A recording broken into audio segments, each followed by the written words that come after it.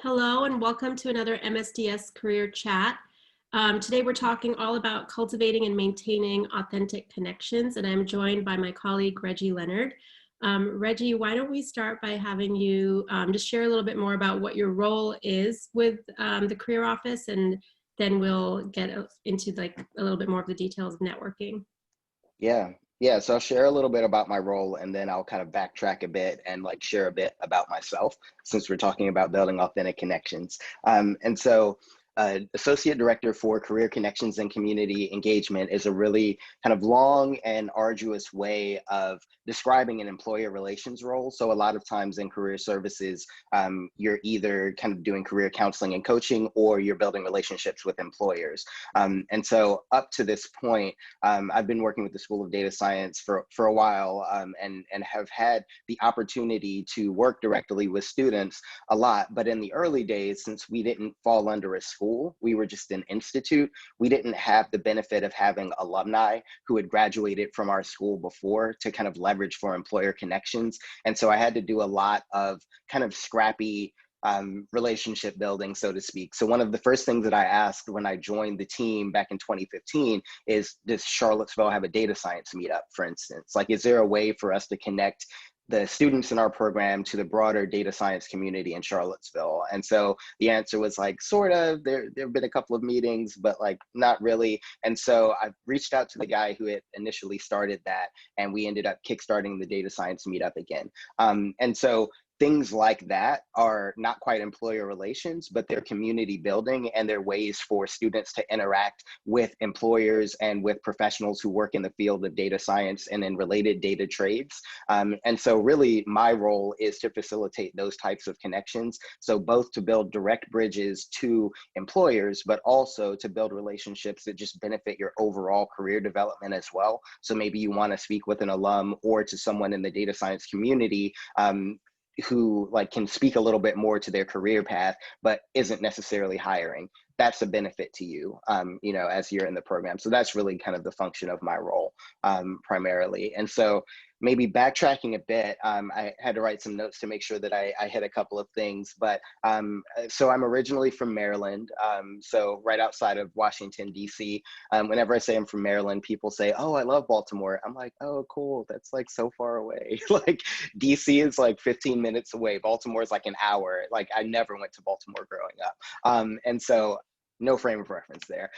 But that's kind of where I'm from. I went to a small historically Black college there, and then and studied psychology. During my time there, I did an internship in Senegal my sophomore year, the summer of my sophomore year.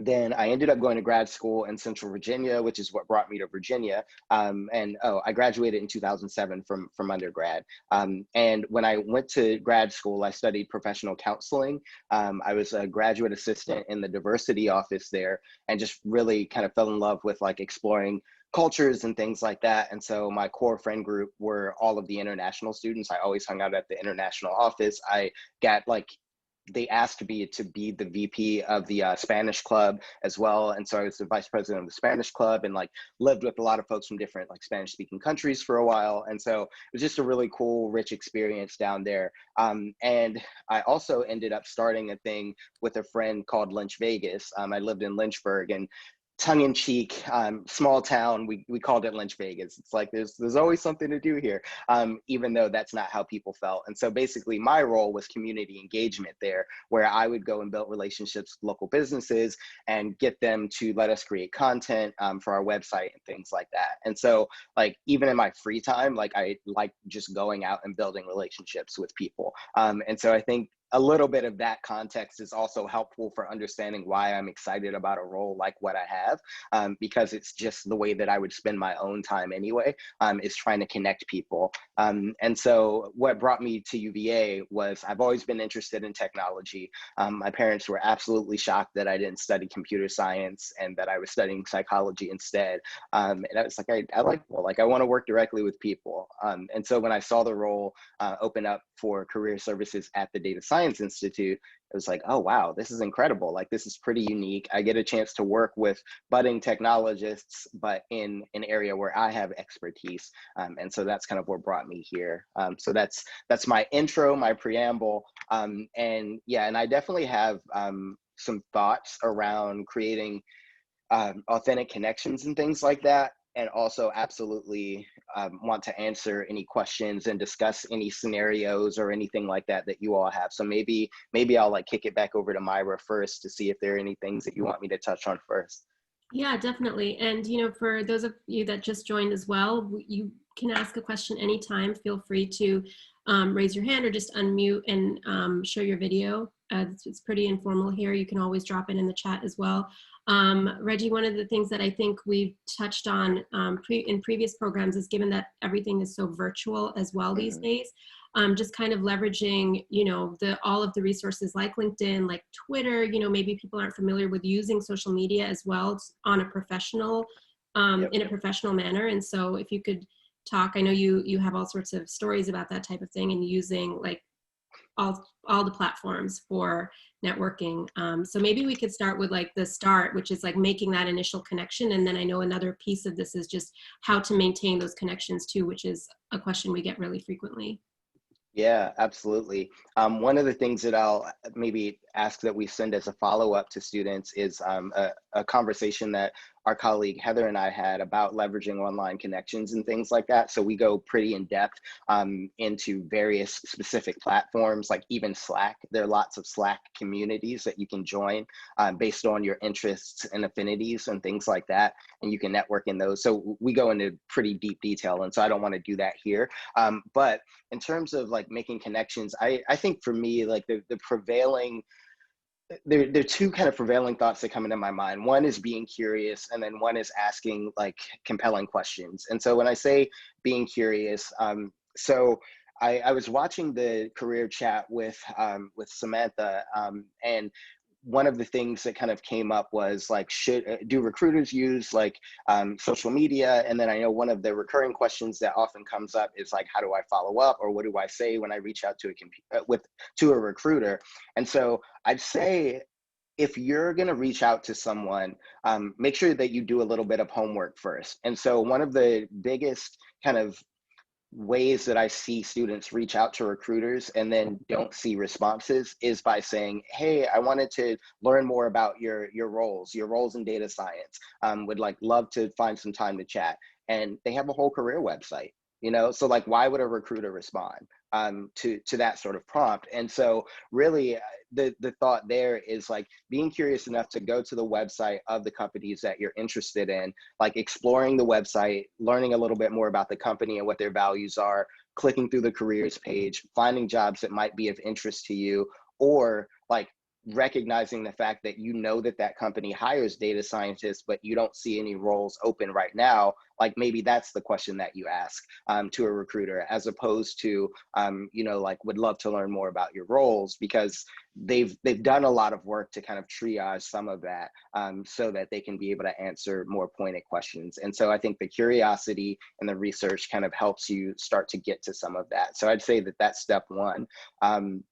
I'd say a lot of times, like going through alumni and connecting with them first is often like a better kind of first pass at making a connection to a company, because if you reach out to an alum and basically ask about what it was like what was their journey of recruiting to get into that organization, what does their day-to-day look like, if they were in your shoes now, like what might they study, or what skills might they emphasize now, or things like that. What can I be doing to kind of best prepare myself to go through the recruiting process at your company? Those are great questions that you can ask an alum, because even though a recruiter could ask those questions, they're getting those questions from lots of people, likely. And so they can only respond to but so many before they actually have to do like the job of getting you through the pipeline on their applicant tracking system too. Whereas alums are not being bombarded with those questions. And so they're often, a good first pass at those types of questions too. So hopefully that answers your question. Did it answer your question? Yes. Okay. It answered my questions. Does anyone have any Okay. follow up to that in terms of like the initial reaching out? So why don't we move on to that? I know one of the things I've heard you talk about too is kind of the transition from the message box essentially to Hmm. like having that phone conversation or a Zoom call. And Hmm. so do you have any tips specifically around how to get that conversation beyond that first inquiry and actually build a relationship? Yeah, that's a great question. I think that really is even more so when asking those like more in-depth questions tends to help. And so the more research you've either done on a company, on a job, or on a person, and not in a creepy way, but just like simply looking at the things that they've put out there publicly on their LinkedIn, on their websites, etc., the more that you can think about what you resonate with there and ask about that, the better. So I'll give an example of I recently connected with the director of analytics for a professional basketball team. We talked last Friday on the phone. And the way that I connected was he just popped up. He's not an alum from UVA. We don't have any mutual connections or anything like that. But he popped up as like people also viewed on LinkedIn. And so I clicked and looked through his profile, seemed pretty interesting. And he's not that far out of school. And so I was surprised that he got the role that he got. And so I basically reached out and said, hey, notice you have a pretty cool role with a pretty cool team, and a not very traditional path. And you've worked in retail and then now for the NBA. That's pretty cool. Like, would love to learn more about that. And so, like, would love to jump on a brief call to learn more about that, is what I said, if you're game. And so, kind of giving a specific reason why you're reaching out and why you're interested is kind of the first thing that I did. And then the second thing that I did was gave like a very direct call to action. So instead of saying like would love to connect, which could mean anything, including just them clicking accept on your LinkedIn and not doing anything beyond that, like I specifically asked for what I was interested in doing, but also like didn't make it seem like it was something that I expected him to say yes to either. It was just more like I would love to learn more about this. And so I think that's one version of it. Another version could just be making a general connection on LinkedIn and saying like, was taking a look at your profile and seems like you're up to some cool stuff. Would love to connect here. And then when they accept, then you can send another follow-up message that is a little bit more in depth. And maybe you have a specific question even. Maybe you noticed that their career path is unique, or maybe you noticed that they like switched careers, and maybe you're changing careers as well. And so maybe that's the aspect that you're curious about more so than their specific day-to-day work. So like whatever it is that you're interested in, make sure that you're explicit about that upfront in your ask, so that they can kind of know why you're asking for them to jump on a call. Because I mean, time is the thing that we can't get back. It's expensive, and so like showing people that you value that upfront is kind of a good way to get that yes, to jump on a call or a Zoom with them. Yeah, definitely. One of the things that I try and mention too a lot is just like you said, you want to give as much information ahead of time so people are able to look at their calendars and make a decision. You don't want to leave any unknown. So as many parameters as you could provide around what this conversation is going to be about, even Yeah. including, just trying to keep it to 15 minutes even, like, Yeah. are you available 15 minutes? If you know that because of your class schedule, you're never available in the afternoons, then suggest mornings. Put that out there up front so that they can easily pull up their calendar and either say, can I do that? Yes. And if no, then hopefully they provide an alternative. But you want to put as much out there so that they're not the ones having to figure out, okay, how much time is this going to take? What days would work for them? Like, you don't want to put work on the person you're trying to connect Yeah. with to follow up with you and ask you what works best for you. So put it all out there as much as you can. Granted, within limited characters sometimes. Yeah, and to like piggyback on that too. I mean, just to kind of like one thing that I you would always want to recommend times during the day, during the business day. So like recommend times during the hours of like 9 a.m., not 8 a.m., 9 a.m. to like 5 p.m., like whatever their time zone is. Like is kind of what you're optimizing for there. So that's one thing. And I forget the second thing, but it'll probably come back. But yeah, +1 to everything that Myra just said. Absolutely. Any questions right now? I'm just gonna periodically just ask out loud. But so So say a connection's been made, and you've had that initial conversation. Now, another area where we get those follow-up questions are exactly about following up. Now Yeah. what? Like, what's an appropriate amount of messages to send back, or after how long should I send a message back, or like, what does it actually mean to maintain that connection? Yeah. Yeah. And I think this is where it gets a little bit, I'm not going to say tricky necessarily, but I think that these are kind of two parallel, but a little bit separate, or not separate, but different conversations where maintaining authentic and building authentic connections is a little bit different than going through a recruiting process. And so I think that you can build and maintain authentic connections during a recruiting process, but that's also like a shorter time window, where like it's pretty defined. Basically, you're like making a connection to get you in the pipeline to hopefully get you a job. And so say, for instance, you go through that pipeline successfully, you still want to maintain connections with those recruiters, as well, like throughout the process after you get like onboarded into their organization. One of the times that we visited San Francisco, to visit Facebook, that was a connection because the recruiter that was recruiting for data scientists for university level there was the recruiter I'd worked with at CarMax before, in Richmond. And I would have never expected like a business analyst recruiter at CarMax in Richmond to end up recruiting data scientists at Facebook in San Francisco. But that's how small this industry is. It's a brand new industry and everyone's talking about it, but it's really small. It's crazy. Everyone knows each other. And so you definitely want to keep your relationships strong throughout that process and even afterwards. So that's like one version of that. Another version of that is, say you apply for a job or an internship, and like you basically haven't heard back in a couple of weeks, or a few weeks even, and you're like, all right, I want to know if I'm still in the running. I'm also very interested in this. I mean, I think an easy question to always ask is like, wanted to let you know that I'm still very interested in this role. And this is you reaching out to a recruiter if that's who you connected with, or if you connected with a hiring manager, then that's who you're reaching out with in this context.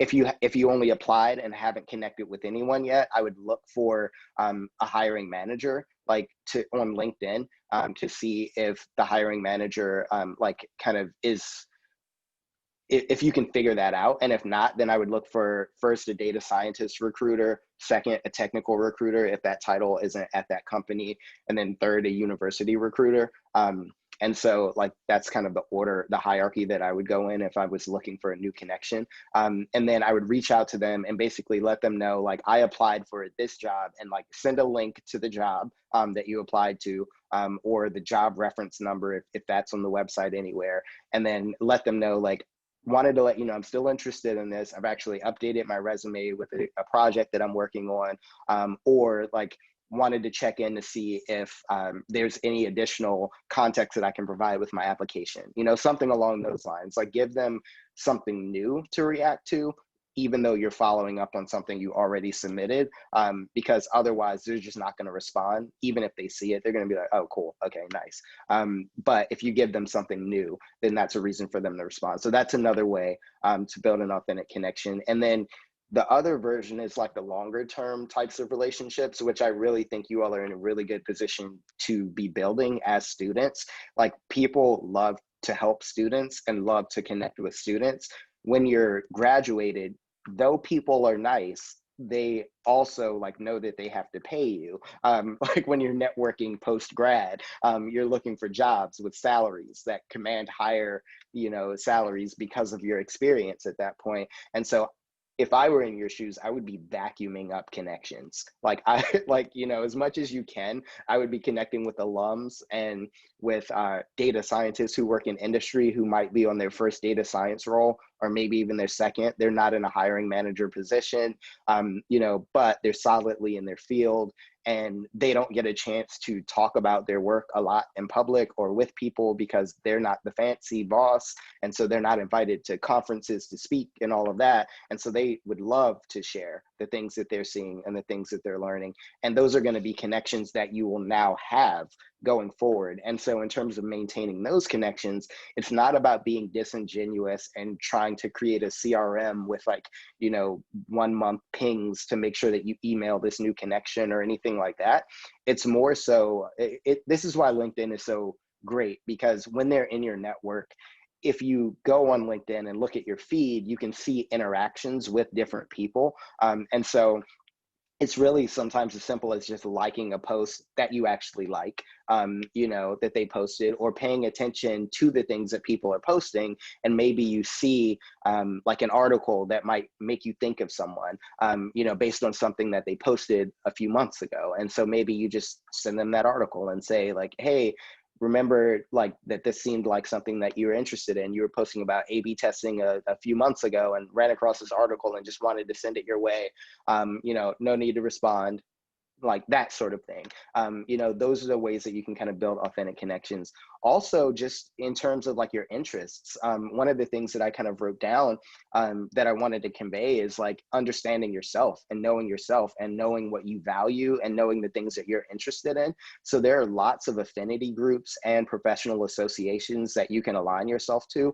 I know that a decent amount of our students just went to Grace Hopper virtually last week. And so like there are lots of women in tech groups, women in data science groups, etc. Those are the types of groups that you want to find based on whatever your affinities are and whatever your interests are. I mean, I've seen I just joined a LinkedIn group. I forget what it's called. It's something like technologists who like wine or something like that. And I'm like, these are my people. Like I want to be drinking some. Yeah, it's great. And that's an authentic connection, and like that's a way where we'll get to talk about I'll probably get to talk to people in that group that I wouldn't be able to just connect with on a strictly professional level, because they might either be too high up or just too busy, but this is something that they want to make some time to talk about. And then we can start to talk a little bit more about our work and things like that. So authentic connections even come in those types of forms as well. So those are a few places that my mind goes. Yeah, I love that. And I love that example specifically too, because I feel like this is an area where we see students struggle with kind of striking a balance between being professional and then kind of being themselves. Yeah, Not that there necessarily needs to be that conflict, but it does come up. sure. And so I wanted to get your thoughts on that as well. Yeah, absolutely. And I honestly, I that to me, that's the most important thing, is for you to spend time getting to know who you are, getting to know yourself, getting to understand your values, and exploring those things with other people who seem to share them. And that's why I think that finding communities of affinity, whether it be based on like gender or sexual identity or ethnicity or just like hobbies or whatever, like finding a community where you can already feel like one of them is a great place to like start to have conversations about like what you're exploring career wise or what you're exploring personally as well. And then that can help you figure out more about what you believe about that thing about yourself, that version of that part of your identity. And then like that can help you make career decisions and build authentic connections within those communities as well. And so I think that like getting to know yourself and understanding your values is like a really huge piece in all of this, because it can help you move towards spaces that you can either actualize those values more, or that you can be around people who share those same values. And ultimately like that's the way to build authentic connections, like when you find your people, and that's a way that you can find your people. Do we have any questions from anyone watching now?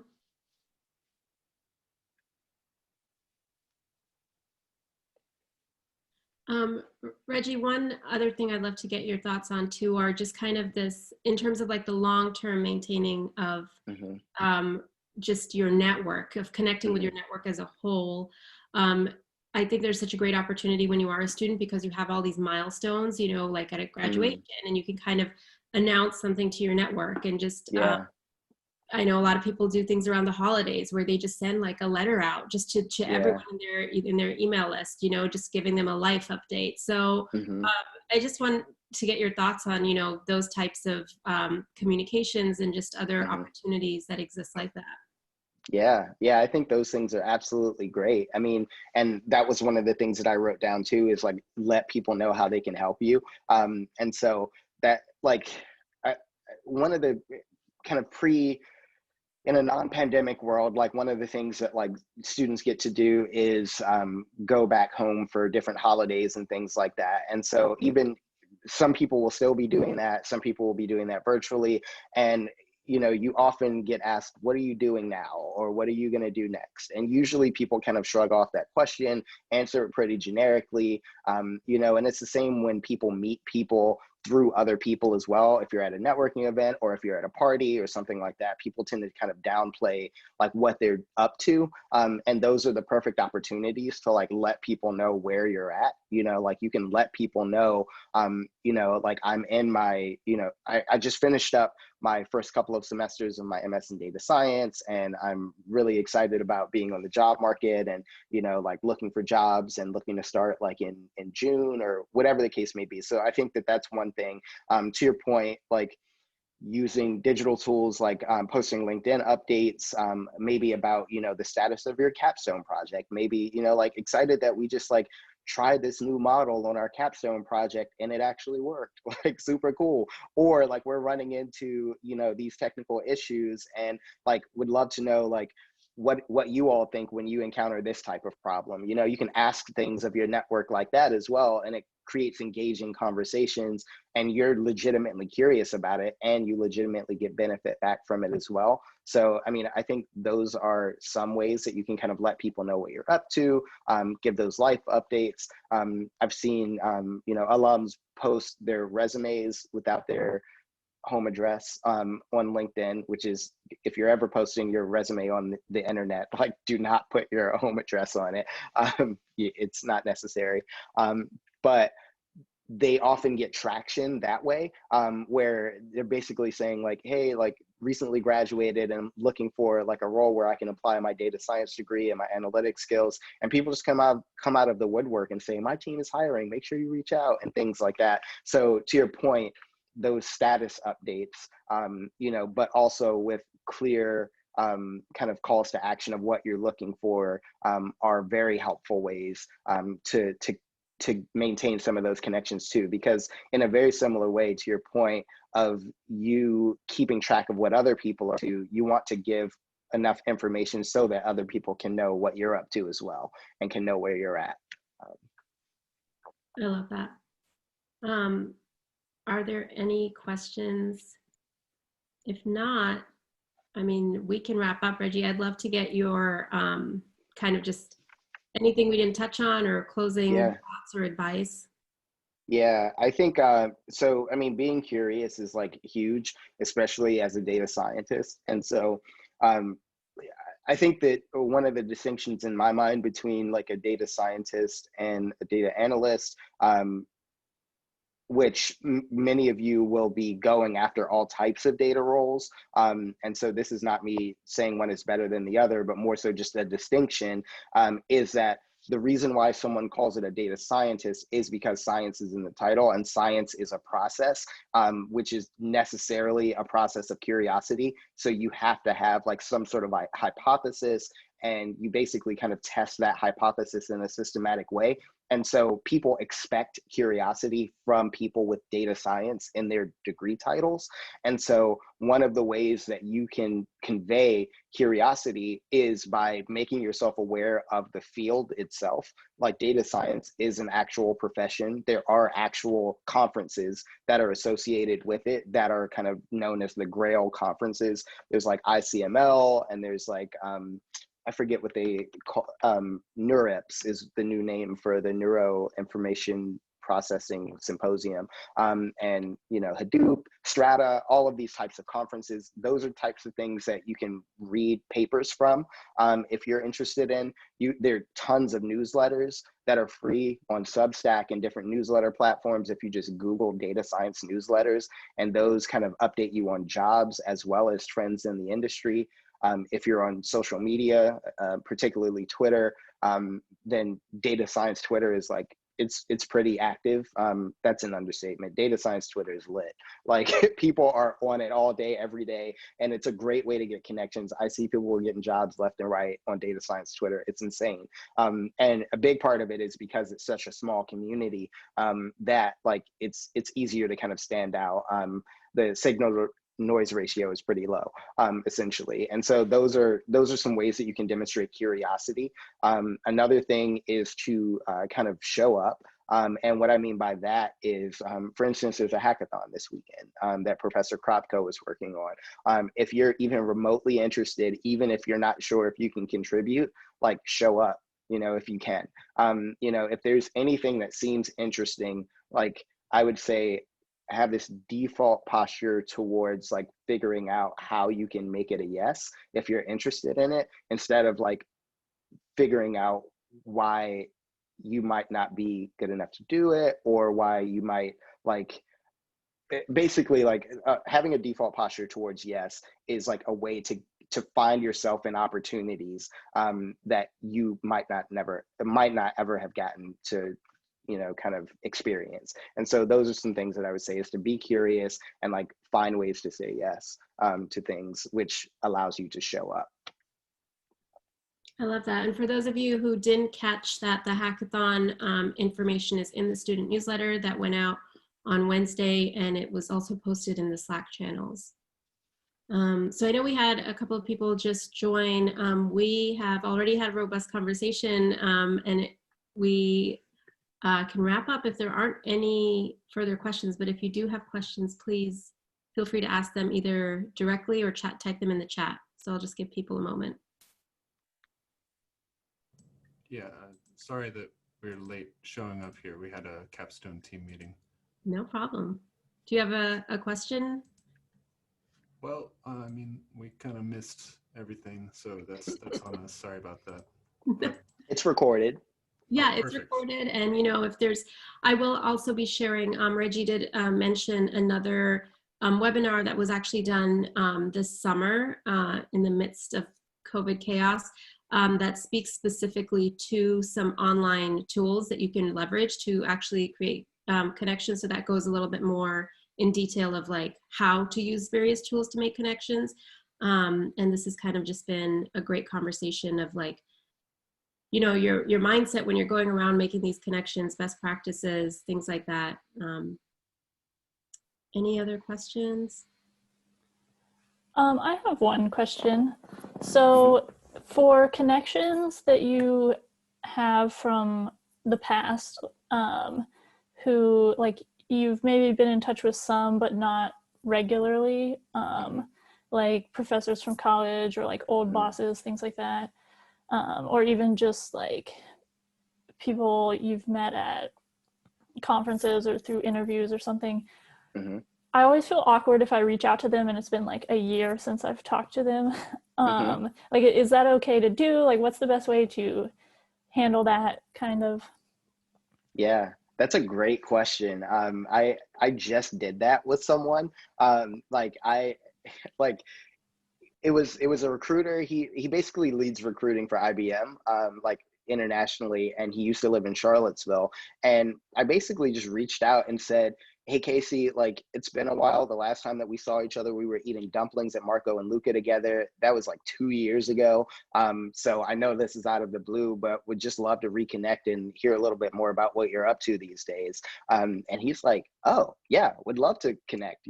Forget about Marco and Luca. So I think that like it's totally cool to reach out and to like name that, that it's been a while.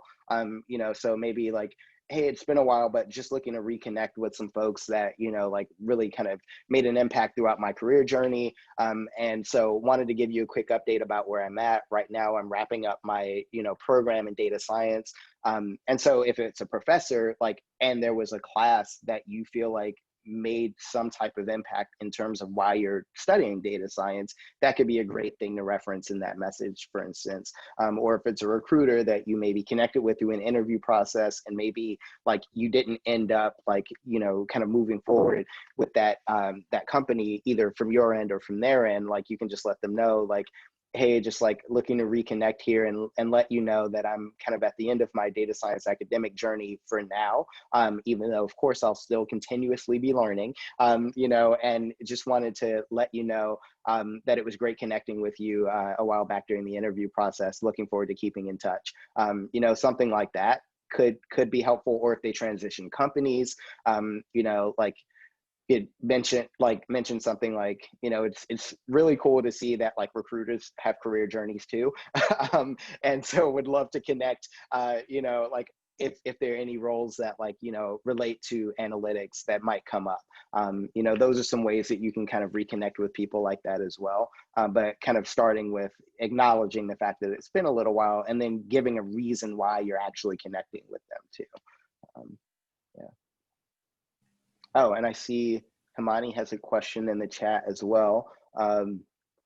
More of a conversational prompt, and that's a great, yeah, that's great. So we touch on that a little bit in the presentation that that Myra's going to send out, that she referenced, where it's called "It Takes a Village," leveraging your social media network or something like that. I forget exactly what we called it, and we kind of go through some actual like ways that you can kickstart conversations with alums.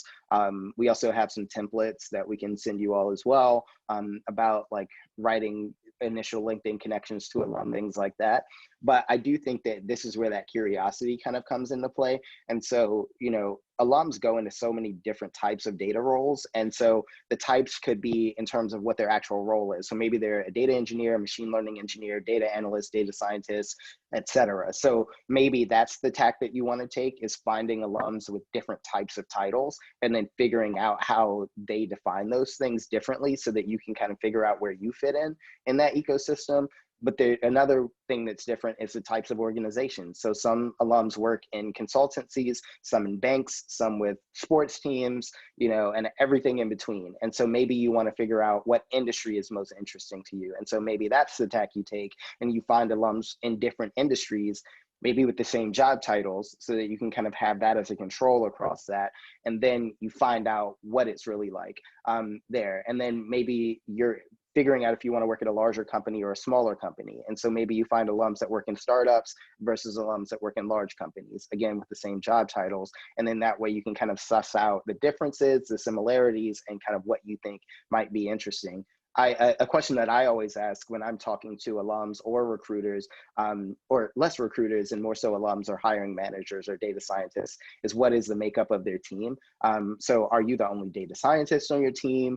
Are you embedded like in a department within an organization? So are you the finance data scientist or the marketing data scientist, or do you work in a core tech team where all of the data scientists work on all of the internal projects for the organization? You know, because that, like, maybe you get hired as a data scientist, but you might be the lone wolf working in the marketing department, you know, and maybe you feel like you need a little bit more support, you know, because maybe this is your first data science role. And so maybe you want to be on a team where you'd be working with other data scientists that you can kind of, you know, work alongside and things like that.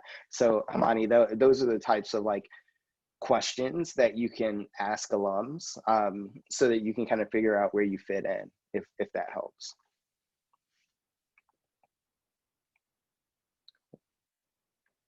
What are some other questions?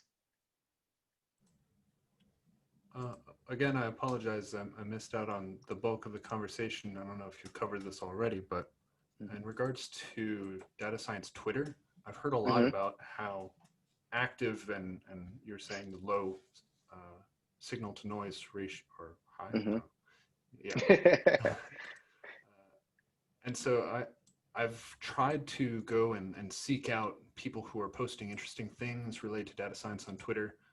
Mm-hmm. As contradictory as it may seem to people in the program, I'm a little sheepish when it comes to sort of like publicly putting out lots of stuff. I don't know how to get started in interacting and becoming a part of that ecosphere. Yeah, that's a great question. And honestly, like, don't feel forced to be a part of like be a part of it in terms of like tweeting and doing a lot of stuff like that. Like, you can honestly just lurk and get a lot from it as well. And so a great place to start is like using Twitter lists. And so Renee T, who did our like different kind of careers in data science talk, has a very robust set of Twitter lists that she kind of curates with different folks to follow in data science on Twitter. So that's honestly the first place that I usually send people, is to just take a look at her lists. And that way, like, you can see the different people that are in the list, or you can just like click on the list and scroll through those feeds, and you don't even have to follow the people and clutter your feed if you want your feed to look not very data sciencey, for instance. And so like that's one version. And so what you can do is just kind of like take a look at those tweets, but also if something stands out, like, feel free to like it, you know. And maybe that's the perfect, Myra. Maybe the first step is just to like a tweet, you know. And honestly, sometimes like I get people who follow me just because I liked a tweet, that are like, that's a data science related tweet. And then like if they seem like someone that I'm interested in exploring a conversation more with, I'll follow them back and I'll send them a DM, and I'm like, hey, like, thanks for the follow. Didn't realize that like you were doing this cool like aspect of data science. Would love to jump on a call if you're game. You know, and usually people are. And so what a trend that you might notice for Kip when you rewatch this, if you do, and for folks who have been on it, is like I have a bias towards like taking connections like off of like typing, and actually making a human connection with someone. So either a phone call or a Zoom call, or, you know, in non-pandemic times, an in-person connection, and things like that, because those are the ways that you stand out. In those connections, I remember talking to this guy, John Hamm, who created the alumni tool on LinkedIn, at a conference a few years ago. And he was like, LinkedIn will kill me if they knew that I was telling you this, but they're the top 3 ways to connect to people that we've found that lead to actual jobs based on LinkedIn data are like as follows: in person, phone, digital. And so like in that rank order. And so like basically he said, encourage your students to take their connections off of LinkedIn in real life as soon as possible if they want to make authentic connections. And so like that's definitely something that I agree with as well. That's how you get remembered, and that's what kind of makes you stand out as well. Thank you so much. Absolutely. What are some other questions or prompts or scenarios that you faced and you're like, what should I have done?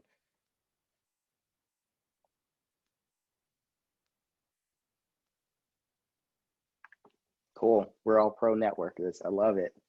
Just kidding. None of us are. Well, this was great. No, I think we did cover a lot. And for those of you who joined late, and we will try and get this up before the end of the day. And so just keep an eye out on the Slack and email if you registered on Handshake. So I'm going to go ahead and stop the recording. Thank you so much, Reggie, for those. Yeah, and the closing words, stay curious.